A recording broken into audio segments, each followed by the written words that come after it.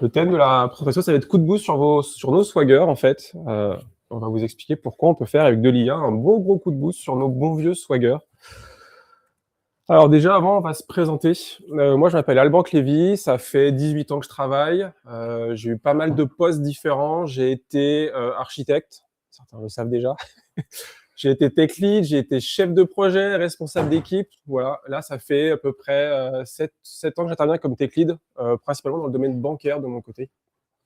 Alors moi, ça fait 19 ans que je travaille, principalement dans le développement. J'ai eu quelques années aussi en tant qu'enseignant dans la prime jeunesse, principalement sur des postes de tech lead, développeur, un petit peu de responsable d'équipe, mais plutôt sur de l'expertise de dev. D'ailleurs, on va parler de Swagger, mais tu as des compétences en front, toi? Non. Tu n'avais pas fait un CSS? Non. Okay. Je suis sûr que dans le public, il y en a qui s'en souviennent. Il n'y a pas de témoins dans le public. Et il n'y a aucune preuve sur Internet. Les réseaux sociaux, c'est pas notre truc. LinkedIn, à la rigueur, vous pourrez m'avoir moi. Lui, vous l'aurez jamais sur LinkedIn. Il répond pas, cherchez pas. C'est comme ça. Alors, de quoi on va parler aujourd'hui? Il y a tout ça. Est-ce que vous pouvez nous trouver l'intrus dans tous ces mots? Yes, marteau. Et pourtant, ça va suivre une bonne partie de la présentation. Bah oui, hein, parce que tu sais, je suis retourné chez Bricoshop dernièrement. Ouais. Tu sais, notre copain, hein, il était très content de ce qu'on lui avait livré la dernière fois. Oui, bah oui. Mais bon, il aimerait bien quelque chose d'un petit peu plus tangible pour qu'il puisse regarder tous ces marteaux. Ça lui dit pas ce qu'on avait fait. Les API REST, tu sais, il gère un magasin de bricolage, donc c'est pas trop son truc. T'as une idée? Ouais, on va faire un truc avec Insomnia et Postman. C'est sympa, on lui met son API, il fait son get, son post, il sera heureux, tout ira bien. Tu penses qu'il va réussir à utiliser ça, là? Avec tous les boutons, là, il y a des... Il va rien comprendre, là. Il faut qu'en plus qu'il comprenne ce que c'est qu'une API REST, il va falloir qu'il installe l'outil sur son poste, c'est gratuit, enfin, si c'est gratuit, c'est... Ouais, on sait comment ça se passe. Hein. Je suis pas sûr que ça lui convienne, ça, quand même. Ok, on va passer à un truc un peu plus récent, les Swagger. Donc les Swagger, ça date des années 2011 à peu près, officiellement sur l'Open en 2015. Donc c'est quelque chose qui est à la fois récent, 2015, mais à la fois vieux pour le domaine de la tech. Et puis c'est sympa. Le Swagger, on l'a tous refilé à tous nos QA, nos billets, tous nos devs en disant « Vous avez un IHM, arrêtez de nous poser des questions. » Sur un client, on le fait et ça passe. Alors c'est vrai que c'est mieux, parce que déjà, il n'a pas besoin d'installer quelque chose. Il a déjà son appli qui est installé, il peut regarder son Swagger, il peut mettre, on va dire, aller rechercher ses marteaux, cliquer sur un bouton. Alors, ça reste quand même pas hyper lisible, hein, parce que je veux dire, derrière, il y a un JSON avec des marteaux, enfin, c'est quand même pas hyper user-friendly, quoi.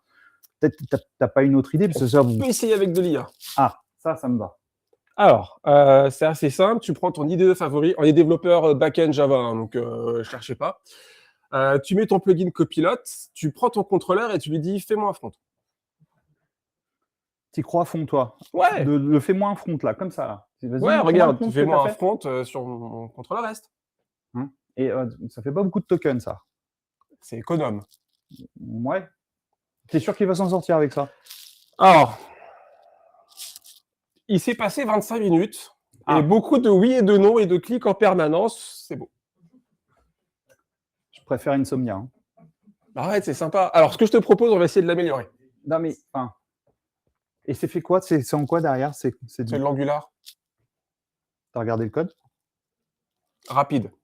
J'ai pas trop préféré. Des développeurs back, Angular. D'accord. Ok. Mais alors... Enfin, ça va pas lui convenir. Même moi, je comprends pas ce qui se passe. Hein. Moi aussi, je te rassure.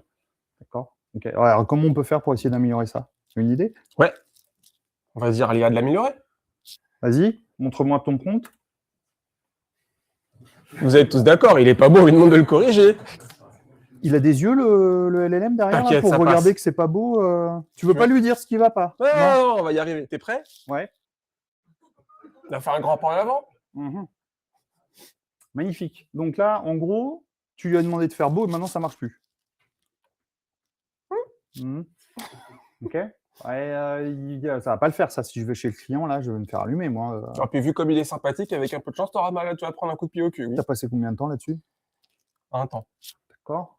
Okay. 2 fois 25 minutes de génération. Ok. Alors, Je suis en train de pitcher une série en même temps, c'était pratique. ah, comme ok, ça. ok. D'accord. Bon. Alors, du coup, le fait, c'est pas beau, ça marche pas. Non, ça T'as marche pas une pas. autre idée, un autre prompt ou quelque chose comme ça, ou travailler différemment? Alors, ce qu'on pourrait essayer de faire, c'est quand même les LLM sont basés sur du langage Humain. humain. Donc, D'accord. ce que je te propose, c'est on va déjà redéfinir un petit peu le contrat d'interface, parce que c'est pas celui qu'on avait fait à l'époque. Tu te rappelles à l'époque, on avait fait un truc un peu plutôt propre, Ah oui. et ça a un peu changé. Ah, t'as retiré le Hello World? Oui, bah, on l'avait mis dans le backlog, je l'ai enlevé au passage, donc j'ai Wow. refait un truc un peu plus propre, et ça devrait être mieux. D'accord. Donc Et là, on est tous d'accord. donc là, tu as fait une API qui est un petit peu plus parlante, c'est ça que Ouais, tu veux Human dire? Readable. Comprends, Bon, donc j'ai pas là- versionné toujours pas, hein, ça, j'ai toujours un Ah, problème mais là-dessus. Dieu, On fait vraiment avec. ça, mon doigt. Ouais. Bon, on y va. Et puis je vais faire un nouveau prompt. Ah, Je vais mettre un peu plus loin. Ce que je te propose, c'est tu vas m'assister pour faire un front léger sur le contrôleur Hammer REST Controller. Son front sera fait en utilisant TeamLeaf. C'est quoi TeamLeaf? alors c'est une technologie de server-side rendering, donc on change de concept. C'est le serveur qui va générer tout le front, et enfin, qui va tout générer. Du HTML, du CSS, c'est plus simple que l'Angular. On devrait réussir à comprendre. Ah, mais bon, on a quelques connaissances, surtout toi en Ah, CSS. je te fais, a priori. oui. On y va, on lance la génération. Bon, ce qui s'est passé 1 minute en temps réel, on a obtenu ça. C'est vachement mieux quand même. Bah là, déjà, oui, ça parle plus. On voit notre liste de marteaux, on a des informations. C'est sûr que ça cause beaucoup plus qu'un Swagger ou qu'Insomniac, quoi. C'est mieux. C'est mieux. Toujours violet, mais c'est mieux. J'aime bien le violet, pas toi? C'est toi qui aimes le violet ou c'est le... C'est peut-être l'IA qui aime le D'accord. violet, mais je lui ai pas donné de code couleur. Je lui ai dit. Ah, c'est vrai, si tu lui as pas donné... Ok. Par contre, il a un peu tout mélangé. Ah. Il y a fan index HTML qui fait. Et il fait ça à chaque fois ou c'est une fois de temps en temps? Quand ça lui Ah, prend. c'est pas déterministe. Non, zéro déterministe. D'accord. Ce qui est marrant, c'est de régénérer des fronts. Parce qu'ils sont tous différents. Et donc là, avec ce prompt-là, il va être capable de pouvoir bien séparer les choses. Ouais. D'accord. Ok. Et il l'a séparé. D'accord. Et donc là, c'est quoi le mode plan? Alors, c'est un autre mode qui est apparu il n'y a pas si longtemps où en fait, tu lui dis, il va te faire la liste des tâches de ce que tu veux faire. Il est en train de faire la spécification avec toi. C'est ça que tu es en train de me dire. Tu fais ton ticket Jira. D'accord. Moi, je me souviens d'une fois où j'avais fait, je faisais la même chose, mais je faisais un ask et je prenais le résultat du ask et je donnais à l'agent. Là, tu es en train de me dire qu'il faut que j'arrête de faire ça. C'est déjà has-been en fait. Ah, ok. C'est rapide. Sans installer le bon plugin. Ok, donc là, tu vas m'assister pour faire un front en tant qu'expert front de 20 ans d'expérience. C'est utile, le 20 ans d'expérience? Non, c'est rigolo. D'accord, ok. Ça fait fiche de poste. Ah oui. Et tu vas être amené à travailler sur le contrôleur. Ah tiens, là, tu l'as mis dans le contexte, le contrôleur, par rapport à la dernière fois. Le front doit consommer toutes les API présentes dans le contrôleur. Le front doit utiliser le framework Angular 21. La gamme de couleurs doit être plutôt dans les bleus-violets. Une chose importante, le passage d'écran doit être le plus fluide possible. Ah bah là, tu as mis beaucoup plus de contexte. Tu as essayé de la cadrer un petit peu, en fait. Ouais. Et alors, ça a donné quoi? 25 minutes de série. 25 minutes? Et beaucoup de oui, non, skip, oui, non, skip. Mais c'est pendant 25 minutes, il a généré le front ou pendant 25 minutes, tu as répondu oui, non? Les deux. Ah. Et à la fin, j'avais ça. C'est un peu plus joli. Alors, un peu plus, hein. Bon, je préférais ancien. Passer beaucoup de temps pour gagner pas grand-chose, là, quand même. Je fais des tests. Ah. T'as fait des tests? T'as fait quel test? Bah, tester les deux. Hmm. On livre? Allez, c'est parti. Bon, on l'applique tous, hein. Il y en a pas un qui va me dire qu'il teste pas. Et alors, du coup, la dernière fois, c'est moi qui ai fait les livraisons. Je me suis fait déchirer, je te laisse les faire. Alors, par contre, il a préféré le premier, tu vois, plutôt que le deuxième. Comme quoi? Premier front, il l'a trouvé vachement bien. Ça lui a convenu pour être capable de voir l'ensemble de ses marteaux, de donner un petit peu de visibilité sur ce qu'on avait produit, sa liste de marteaux, son stock et tout. Il était plutôt content. Ça lui a plu. Ça a lui donné une première version. Et maintenant, il se pose la question de ce qu'il a besoin de recruter un dev front pour aller plus loin. Certainement. Alors, vibe coder, c'est mal. Alors, c'est un peu putaclic, ça, en fait. Mais l'idée qui est derrière, c'est si on prend les premiers prompts qu'on a fait, on ne donne pas de contexte, on ne cherche pas à savoir ce qui se passe derrière. Donc, on décrit mal ce dont on a besoin en entrée, et on n'essaye même pas de vérifier ce qui se passe à la sortie. Et le résultat est globalement catastrophique. Donc, nous, ce qu'on dit, c'est important de bien spécifier ce qu'on a en entrée, de bien savoir où on veut aller, essayer de donner une fenêtre aussi pas trop grosse, parce que quand c'est trop gros, après, il peut s'en mêler les pinceaux. Et ce qui est important aussi derrière, c'est d'être capable de vérifier ce qu'il a généré en output. Et donc, d'avoir les compétences nécessaires aussi pour être capable de vérifier ce qu'il a généré. Du coup, si on prend le deuxième front, qui était en Angular, on a tous les deux 0 compétences, on est en mode, on fait confiance à ce qui s'est passé derrière, on n'est pas capable de vérifier si ce qu'il a fait est dans un état plus ou moins correct. Et au final, ça s'est certainement mieux passé avec TeamLeaf, parce que c'est du HTML, CSS, JS, c'est des choses où nous, on a des compétences déjà, et forcément, on a été plus en mesure de vérifier ce qu'il a fait derrière, et peut-être aussi de mieux le driver dans ce qu'il y avait à faire. Et typiquement, ce qu'il avait mal fait dans nos premières versions, on avait bien une page HTML qui avait tout dedans. CSS, JS, tout en fait. Donc, le prompt de séparer, on l'a littéralement exécuté. Et il fait la séparation comme avant. Pour faire cette présentation, en fait, je me suis amusé à tester beaucoup de modèles. Mais vraiment beaucoup. J'ai cramé beaucoup de tokens. Tout est token. Non, ouais, alors tous les tokens gratuits de Copilot, Pro, tout ça, bon, bref.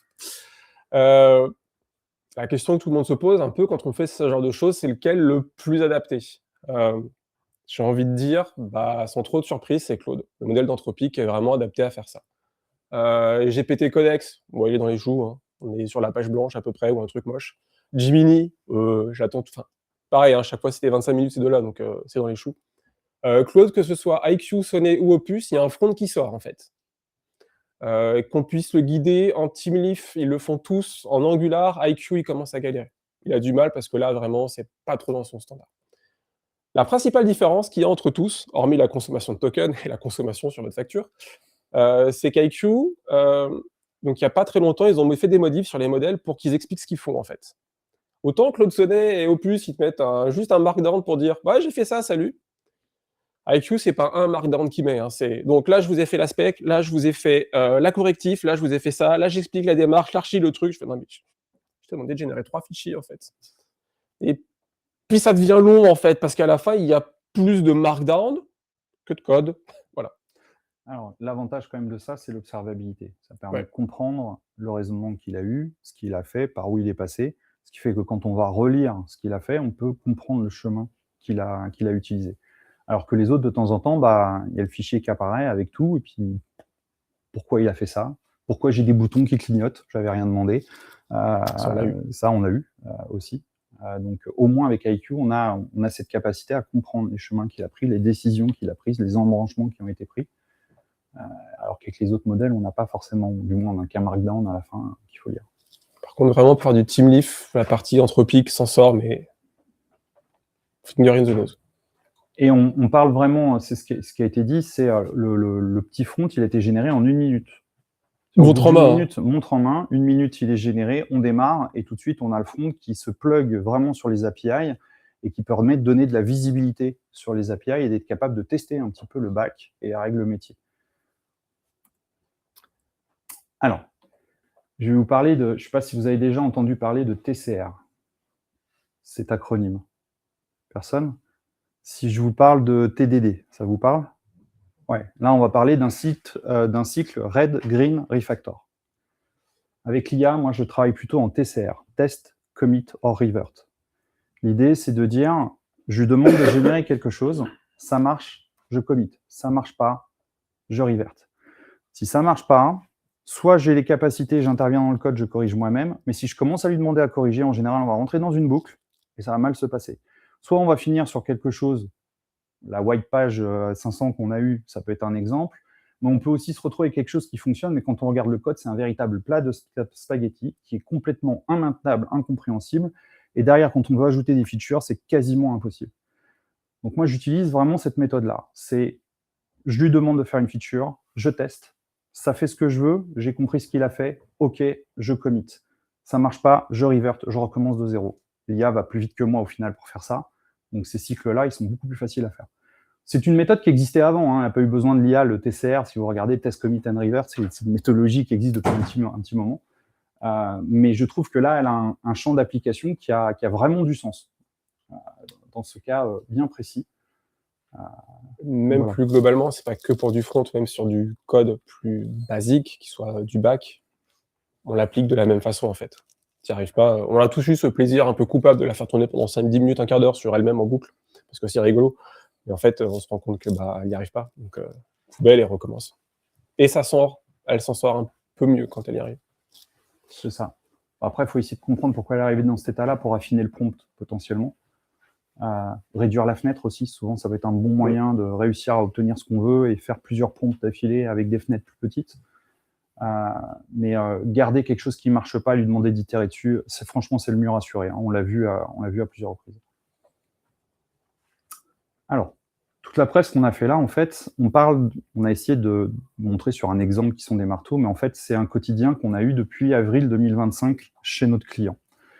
En gros, on a eu accès à Copilot à ce moment-là, en avril 2025, et on était en train de créer une chaîne de zéro. Donc, on travaille dans une banque d'investissement, c'est une chaîne de reporting réglementaire. Donc, en fait, toutes les transactions ou tous les deals qui passent au sein de la banque, on doit potentiellement les reporter à des régulateurs. Donc, c'est un ensemble d'étapes, de mapping, de règles d'application, de règles métiers.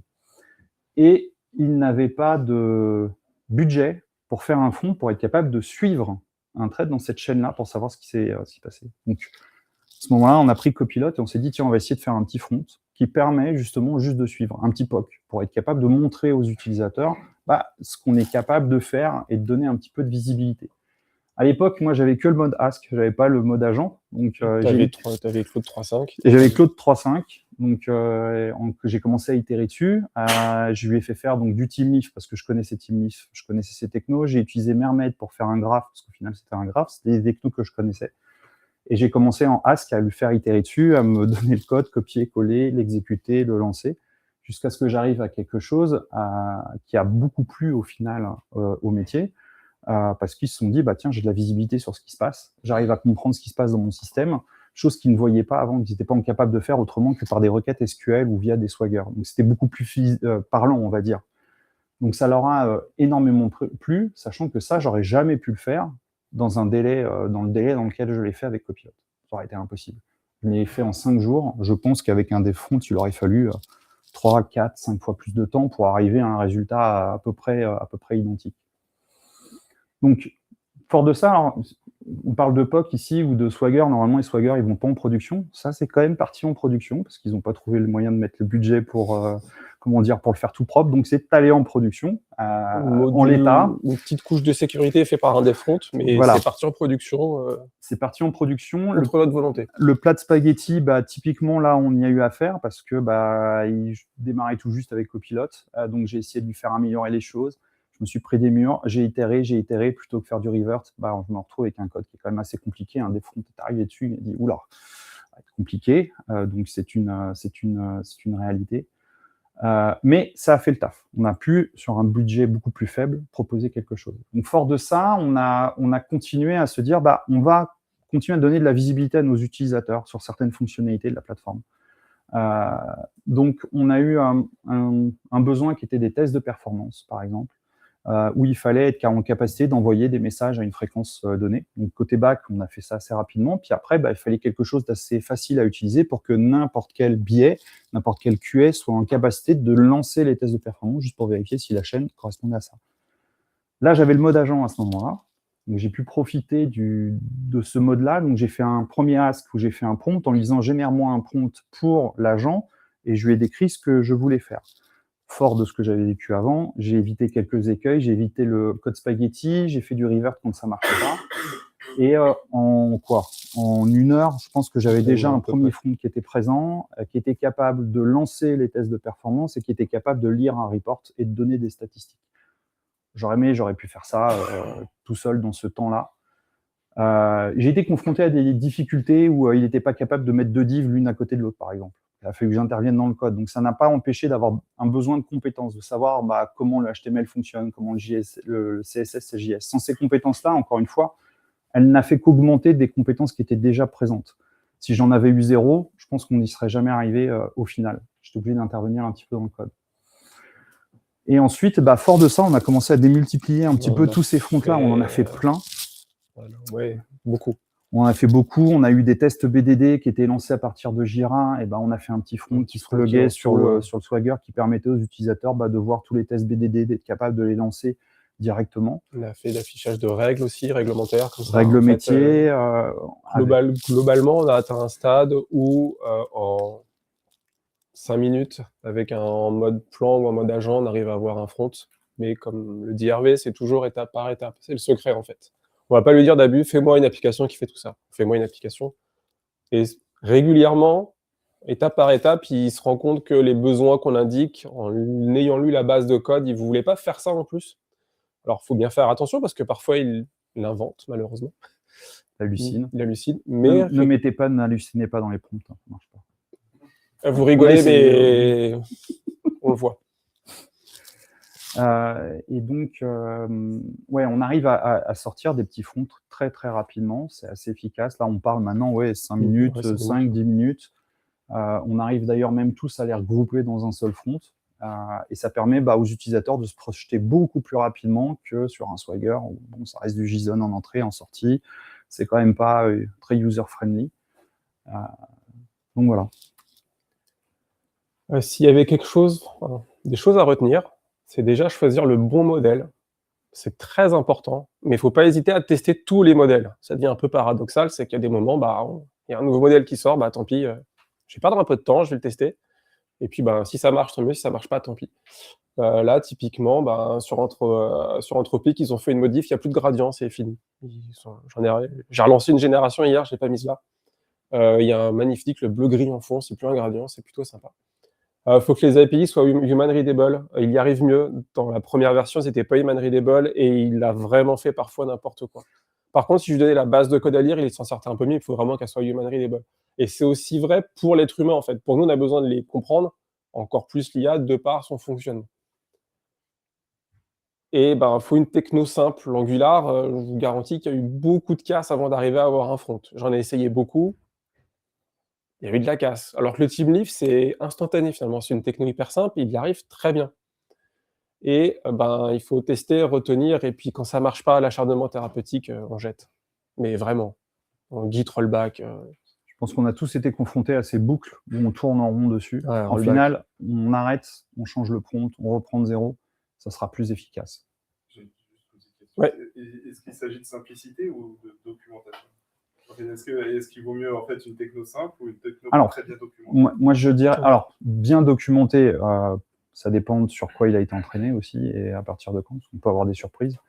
Je dirais aussi, il y a aussi la compétence de la personne qui est derrière. On parle de dev augmenté. Une technologie simple pour soi en fait, indirectement, parce que forcément on va le driver correctement si on maîtrise la technologie qui est derrière. Encore une fois, du TeamLeaf, de HTML, du CSS, du JS. On est développeur back-end, mais on connaît ces technos. Donc forcément, quand on commence à lui travailler dessus, à lui demander de travailler dessus, on peut le driver quand il y a quelque chose qui ne va pas. On est capable de lui dire, attends, mais le problème, il est là, est-ce que tu peux corriger ça ? Ou on le corrige d'ailleurs nous-mêmes. Angular, au final, nous, on n'y arrive pas, mais on n'est pas dev Angular, on ne connaît pas le framework. Donc en fait, on le laisse se guider, mais peut-être qu'on le guide mal, les prompts qu'on fait, on ne le cadre pas bien. On lui demande de faire ça en Angular, mais comment on fait ? Il y a peut-être plusieurs façons de faire, etc., etc., etc. Est-ce que c'est la bonne techno aussi qu'on utilise par rapport à ce qu'on est en train de faire ? Donc, je pense que la technologie simple, ça s'adresse surtout à la personne qui est en train d'utiliser l'IA pour lui demander de faire quelque chose, que ça soit simple pour soi et qu'on maîtrise. Et là, forcément, ça va aller mieux. C'est vrai à peu près pour tout, en fait. Hein. Voilà. Donc, il y a le code de la présentation. Les slides seront dispo demain. Je ne les ai pas mis avant. Donc, vous les aurez demain. Et pour ceux que ça intéresse, une fois qu'on aura tout fini, j'ai les 2 applis qui tournent sur mon PC en TeamLeaf et en Angular, si vous voulez voir. Il n'y a pas du tout le même user pass. Sur le deux, il y a des petites différences. Ça devient assez rigolo. Alors, si vous êtes intéressé pour les voir, il n'y a pas de souci. Merci. Salut, je vais prendre les 2 dispos, vous en laissez un des 2 et je vais faire circuler l'autre pour les questions. D'accord, ça marche. Alors, est-ce qu'on a des questions ? Oui. Du coup, merci pour la présentation, c'était intéressant. J'avais une petite question pour la génération de code spaghetti. Est-ce que vous n'auriez pas pu limiter ça avec un petit agent.md en lui donnant les bonnes pratiques ? Ça t'évite quand même pas mal de... Ça améliore bien. Ça corrige pas tout, mais ça t'aide bien. Limité, clairement. On l'a pas fait volontairement à ce moment-là.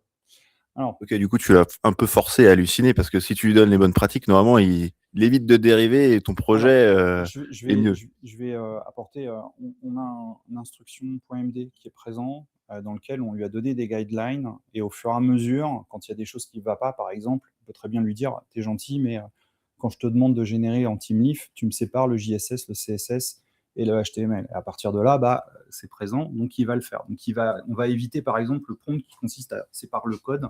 Il va le faire tout seul. Donc, je pense qu'il y a aussi quand on dit qu'on va de plus en plus vite, c'est parce qu'il y a aussi, on a appris, on s'est pris des murs au début et au fur et à mesure, on agrémente. Et effectivement, l'instruction.md ou l'agent.md est aussi un moyen de garder un petit peu un historique, puis dire attention, ça, je veux pas que tu le fasses comme ça, il faut le faire comme ça, etc. Et forcément, après, ça permet d'accélérer et d'éviter le code spaghetti. Mais ça permet juste de l'éviter. On s'est déjà retrouvé dans des cas où on maîtrisait le truc sur quelque chose de simple et puis on voit tourner en rond. Ok, ça suffit. Et c'est des choses aussi simples que mettre deux divs l'une à côté de l'autre. Il y arrive juste pas, en fait. Et on est obligé presque d'intervenir nous-mêmes dans le code pour changer le truc, puis dire maintenant continue. Puis là, ça marche. Voilà. Ok, ben merci. On a une autre question. Est-ce que vous pouvez faire passer le micro ? Merci pour cette présentation. J'ai une question. Est-ce que ça date pour ce travail? Parce que est-ce que vous avez essayé avec les MCP et les skills? Non. Non. On l'a fait, j'ai juste fait tourner sur un modèle entre le modèle sonnet la dernière fois sur Copilot. J'ai pas mis de skills, j'en ai pas dit. Ah, d'accord. Je l'ai fait au plus basique, volontairement, parce que chez notre client, c'est dans ce cadre-là qu'on l'utilise.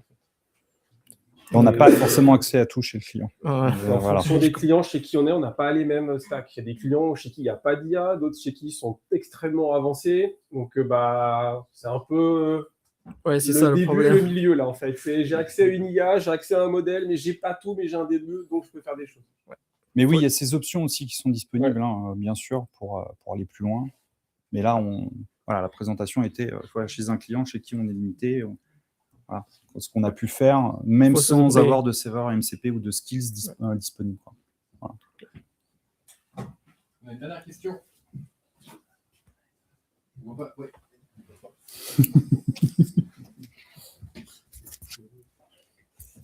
Bonjour messieurs, merci pour la présentation. Donc moi, ce qui m'a un petit peu fait tiquer, c'est le choix de TeamLeaf. Donc ça, c'est basé sur votre propre expérience. Donc je comprends le choix, mais j'ai pas mal utilisé Claude. Et lui, par défaut, il va choisir très souvent Vite.js et Vue.js et Vite, pardon. Et je pense que c'est parce que c'est sur cette techno qu'il est le plus entraîné. Il a tendance à générer extrêmement vite des fronts un peu complexes. Donc, à votre avis, c'est quoi le mieux? C'est demander la techno qu'on maîtrise ou choisir la techno que l'IA sait le mieux faire et s'adapter au choix de l'IA. La techno qu'on maîtrise, parce que même si tu vibe code, tu as besoin de vérifier que ce qui est fait est bon. Moi, donc pas ici, mais autre part, il m'a inventé des fonctions que je n'avais pas demandé. En fait. Ouais, tout à fait. Donc, je préfère vibe coder quelque chose que je maîtrise, même s'il est moins entraîné. Ça reste du HTML et du CSS. Je pense qu'il a suffisamment appris sur tout pour faire du HTML et du CSS. C'est une opinion. Hein. Moi, je crois au dev augmenté. Si j'ai une étoile en skills, je passe par l'IA, je peux peut-être le multiplier par 10. Je vais pas te donner l'inverse de l'étoile qui peut être quelque chose qui sent pas bon. Si je le multiplie par 10, ça va sentir encore plus mauvais, en fait. Donc, l'idée, c'est vraiment plutôt de dire, quand je l'utilise, c'est sur quelque chose que je maîtrise, parce qu'à la fin, il va falloir que je contrôle ce qui est fait. Si je ne contrôle pas ce qui est fait, je vais dans le mur. Et si je ne peux pas le contrôler, c'est que je ne maîtrise pas la techno. Donc, en l'occurrence, certainement que sur Vite et Vue.js, c'est meilleur, mais moi, ce n'est pas le cas sur cet aspect-là. Oui, bien sûr. Après, le use case, typiquement, le site de Marteau, qui est un use case relativement simple, est-ce qu'on a besoin de contrôler? En fait, c'est sur quels critères vous faites ce choix-là de contrôle? Parce qu'on peut tout à fait laisser l'IA si...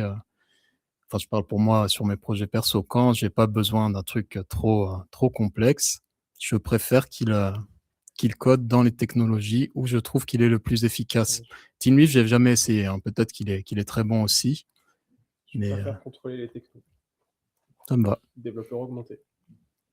Je suis sûr de comprendre ce qu'il fait et pas d'être... en gros, la différence, c'est est-ce que je suis passager ou est-ce que je suis conducteur? Je préfère être conducteur que passager. Et la deuxième chose, c'est qu'il y a une différence entre ce qui est fait dans un milieu professionnel et dans un milieu Ça fait, oui. chez soi. Ça, c'est clair. Professionnel, on n'a pas forcément les mêmes exigences. Et si ça foire ou qu'il y a un bug ou qu'on n'a pas vu ou un problème de sécurité pour raison X ou Y parce qu'on n'a pas voulu contrôler, chez soi, c'est pas grave. Enfin, pas grave, plus ou moins, mais chez le client, c'est un autre délire, quoi. Merci. Merci, monsieur.